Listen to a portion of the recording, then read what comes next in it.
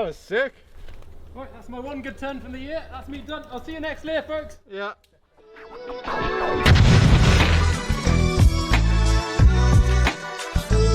Ooh, 38.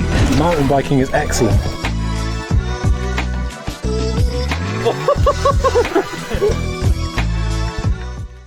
The Unno Burn is a brand new enduro bike from Cesar Rojo's boutique brand, easily identified by their unique aesthetic. The bike, which sports mixed wheels and 160mm of rear-wheel travel, also has looks that are distinctive. With the Spanish brand delivering mountain biking's very own version of the Habsburg jaw, they've given the Burn a seat tube that towers over the rest of the bike. This bike is obviously more than its seat tube, but it is a smoking gun to illustrate the brand's determination to make something that was very different and thoroughly Unno. This bike looks drastically different to any of the others. That high stack, flat one-piece bar, really slender top tube, and of course that very, very, very long seat tube. Why have they done this? One of the reasons is that Unno wanted to incorporate their dual co-rotating link suspension design. So kind of the bike is built around that. It's designed to run between 35 to 40% sag, which is quite a lot. That is quite a lot. So these ultra progressive bikes, in terms of their suspension feel, can be really good because they're easy to get into their travel and can be really smooth off the top. What are some of the drawbacks of an ultra progressive suspension system? So with a design like this that's very progressive, you do get that initial nice sensitivity, can really help with the small bumps, but then deeper on you can sometimes encounter what we call a wall of support, and that can make it difficult to use full travel. The bike, which is tied for the lightest on test at 33.4 pounds, is happy to not only offer a distinctive look, but also a suspension system with characteristics that will set it apart from the rest. With a fairly high sag number and extremely high suspension progression, the Kinematic is also certainly an outlier in this year's test. The high front end, moderate reach, and long rear center seem to capitalize and build upon all the lessons learned in recent years. All that said, what's it like to climb? When it comes to climbing, I would say this bike, that progressive suspension does come back to reward it. It's got great grip, it's relatively smooth off the top, and tracking is also really good. One potential drawback is the positioning might not be to everyone's taste. It has that really high stack height, which I personally like, puts you in a nice upright position, but for riders that prefer to climb with their weight a little bit more over the front wheel, it can make it challenging. Yeah, absolutely. I would say though, for the more conservative riders who perhaps consider how well a bike climbs is all about efficiency, this bike really does deliver that when you get the power on the pedals. Yep, and that's a good thing because it's really difficult to reach the climb switch. So luckily you don't have to reach it. It is great and very efficient, so they've got that part sorted out. With the short stem, somewhat slack seat tube, deep sitting shock, and high stack, the Burn can feel a bit too light on the front end at times through more technical sections. Regardless, this bike does climb well, if only it weren't held back by the comically short 150mm dropper. Providing you can stop and slam the saddle out of the way, which is not a given considering the 460mm seat tube length, which is a whole 55mm longer than something reasonable like the Ibis, how does this bike handle the descents? When it comes to descending, really the Unno's strength is the ease that it goes into its travel, especially when you're kind of on the smaller chattery bumps. That feels really good, but it's not without its drawbacks. No, absolutely. I mean, even on those small chattery slow speed bumps, you are getting quite a lot of noise out of this bike. Even things like the water bottle rattles on the underside of the top tube, and it can be really, really distracting. Yeah. Noise aside, I prefer the bike when you're on slower speed steeps. That's where I felt the geometry worked the best and the suspension design. That high stack really puts you in a good position.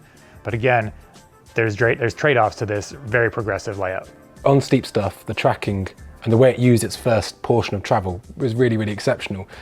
One thing though that I couldn't ever really get my head around is the compromises they made for this system to have it packaged in that way. That seat tube is so long, and it's also got quite a low insertion depth, which means on our size large, we had a 150mm dropper that was also too high, but then when it was up at full extension, not quite high enough. Yeah, and it just kind of seems silly that you'd have to do like you used to do, get off the bike, lower the seat in order to go down. Yeah, it's got that wedge, it hasn't even got a clamp.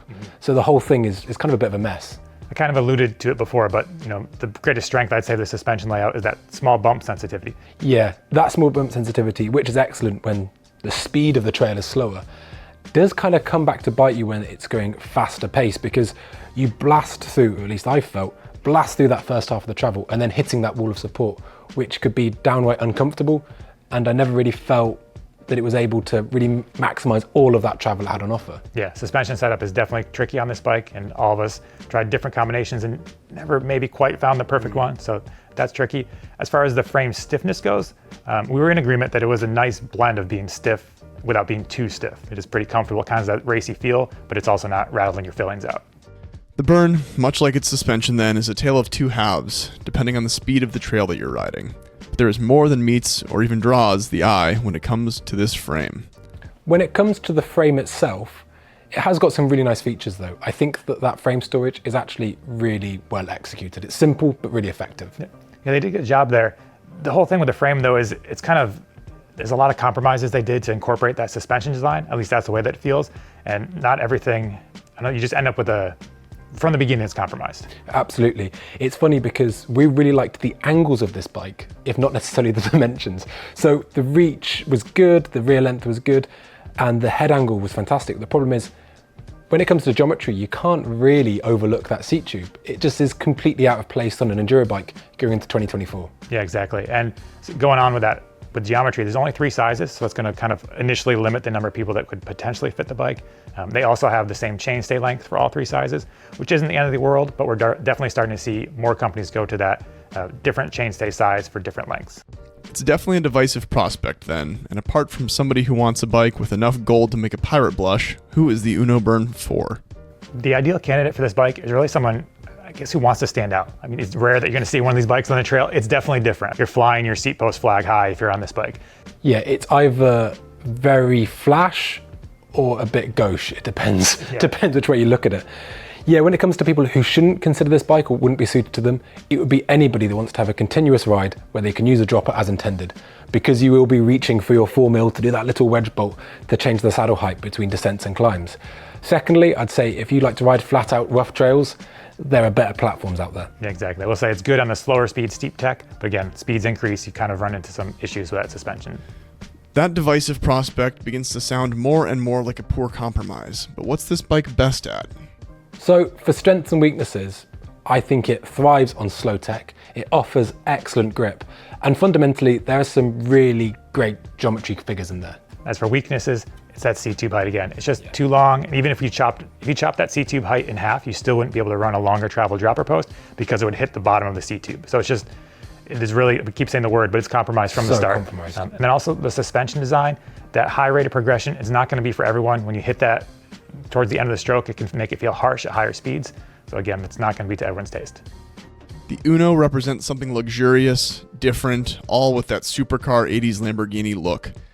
While we applaud the ambition in making something so different and really enjoyed some of the aspects of the geometry, you just can't look past that seat tube.